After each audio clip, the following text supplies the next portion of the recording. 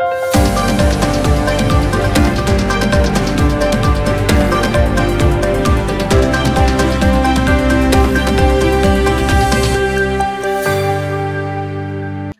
व कॅन्सर हा शरीरातील पेशींच्या अनियंत्रित वाढीमुळे होणारा रोग आहे। प्रत्यक्षात कॅन्सर म्हणजे रोग नाही। 200हून अधिक प्रकारचे कॅन्सर आज ठाऊक आहे। कॅन्सर कोणत्याही पेशीमध्ये किंवा उतीमध्ये किंवा अवयवामध्ये होऊ शकतो। कर्करोगाविषयी जनजागृती करण्याकरिता 4 फेब्रुवारी हा दिवस जागतिक कर्करोग दिवस म्हणून साजरा केला जातो। कर्करोगाबाबत माहितीचा प्रसार करणे किंवा कर्करोग प्रतिबंधात्मक उपाययोजनांना प्रोत्साहन देणे हे जागतिक कर्करोग दिवस साजरा करण्यामागील मुख्य उद्दिष्ट आहे। पॅरिस येथे सन 2000 मध्ये झालेल्या जागतिक परिषदेत कर्करोग विषयक मसुदा मांडण्यात आला। अशा प्रकारचा विषय हाताळणारी ही पहिलीच परिषद ठरली। या परिषदेत जगभरातील शासकीय उच्च पदस्थ अधिकारी आणि कर्करोग विषयक संस्थेचे प्रतिनिधी प्रामुख्याने उपस्थित होते। त्यांनी पॅरिसच्या कर्करोग विषयक सनदेला मान्यता दिली।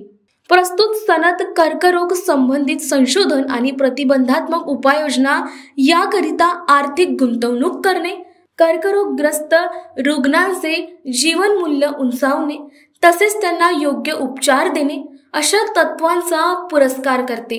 सनदेच्या 10व्या कलमात अधिकृतरित्या 4 फेब्रुवारी हा दिवस जागतिक कर्करोग दिवस म्हणून जाहीर केला गेला। आज 4 फेब्रुवारी 2024 म्हणजेच की जागतिक कॅन्सर दिवस। या दिवसावर डॉक्टरांचं काय म्हणणं आहे हे आपण जाणून घेऊया। सर, सर्वप्रथम तुमचं नाव सांगा आम्हाला। नमस्कार, माझं नाव डॉक्टर शंतनू पेंडसे, मी मेडिकल ऑन्कॉलॉजिस्ट आहे। जसं की आज जागतिक कॅन्सर दिवस आहे, आपण बघतोय की तरुणांमध्ये आजकाल कॅन्सरचं प्रमाण खूप वाढत आहे, त्याबद्दल तुम्ही काय सांगाल?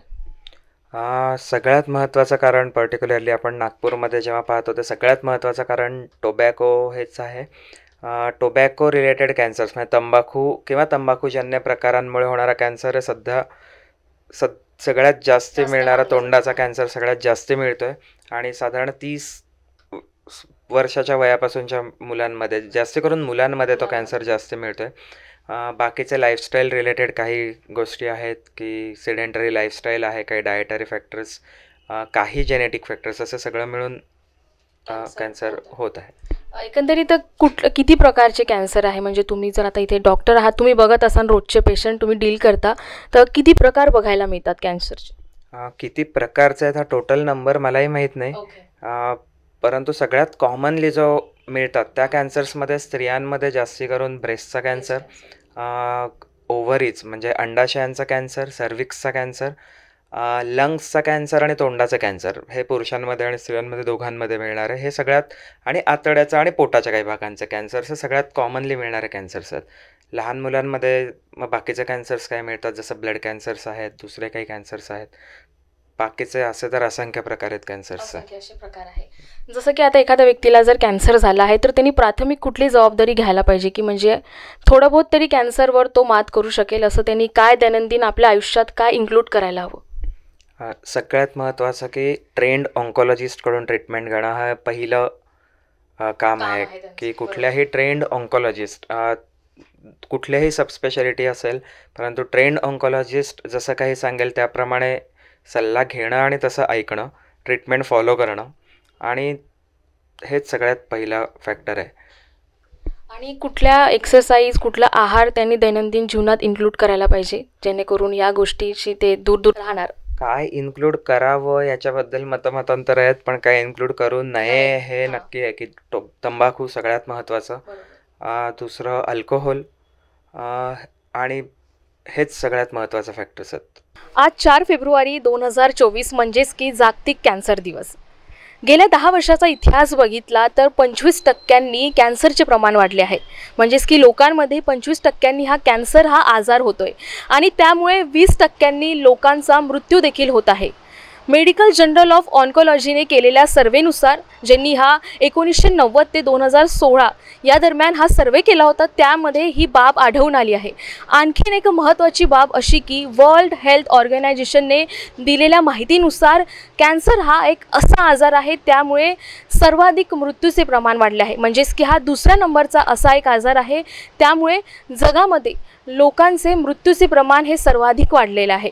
भारतामध्ये कॅन्सरचा इतिहास बघितला तर भारतातल्या आयुर्वेदामध्ये आणि सिद्धकालीन पंढुलेखामध्ये कॅन्सरसारखे आजार आणि त्यावरचे उपाय आढळून येते. आज 4 फेब्रुवारी म्हणजेच की जागतिक कॅन्सर दिवस आणि देवता फाउंडेशनच्या वतीने जागतिक कॅन्सर दिनाच्या निमित्ताने एका कार्यक्रमाचे आयोजन करण्यात आले आहे. तर आपण नेमकं जाणून घेऊया की कुठल्या कार्यक्रमाचं आणि कशा रीतीने हा कार्यक्रम साजरा करण्यात आला. काय सांगाल आजच्या या कार्यक्रमाबद्दल? नमस्कार, मी देवता लाईफ फाउंडेशनमधनं कस्तुरी बावणे, मी उपाध्यक्ष आहे आमच्या NGOची.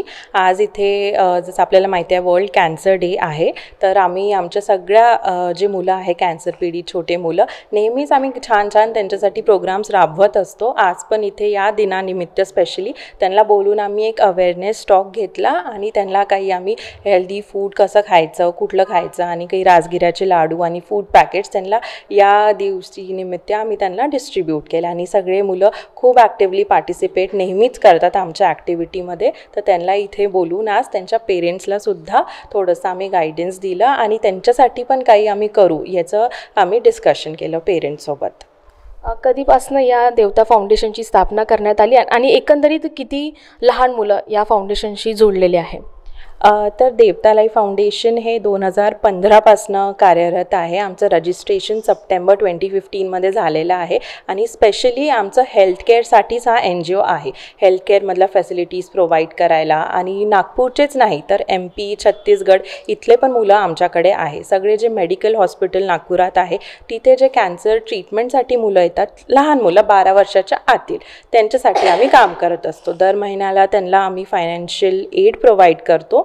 पण त्याच्या व्यतिरिक्त त्यांना एक आपण चांगलं एन्व्हायरमेंट कसं देऊ शकतो, त्यांच्यासाठी काय वेगळं करू शकतो, कुठले प्रोग्राम्स घेऊ शकतो, पॉझिटिव्हिटी त्यांच्यामध्ये आणू शकतो, त्याचं आम्ही कार्य आम्ही 2015पासनं करतो आहे.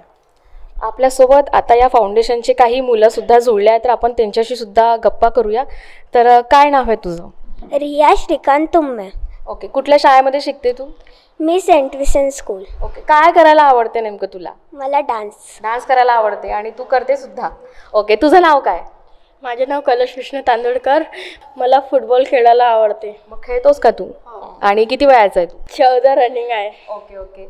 तर इथे आपण बघितलं की लहान मुलांनी या कार्यक्रमाला भरपूर मोठ्या प्रमाणात आपला सहभाग दिला आहे. कॅमेरामॅन सचिन सोबत अनुष्का काय, शंखनाद न्यूज नागपूर.